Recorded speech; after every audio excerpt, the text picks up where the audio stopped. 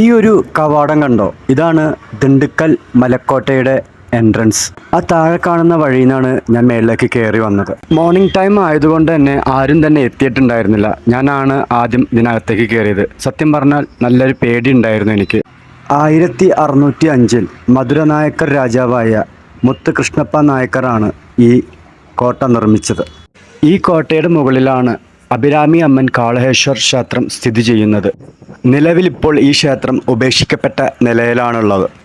ഈ കോട്ടയുടെ മുകളിൽ നിന്നും താഴേക്ക് നോക്കിക്കഴിഞ്ഞാൽ ദിണ്ടുക്കൽ എന്ന് പറയുന്ന നഗരത്തിൻ്റെ ഭൂരിഭാഗം ഏരിയയും നമുക്ക് കാണാൻ കഴിയും. ദിണ്ടുക്കൽ നഗരത്തിൻ്റെ മധ്യത്തിലാണ് ഈ കോട്ട സ്ഥിതി ചെയ്യുന്നത്.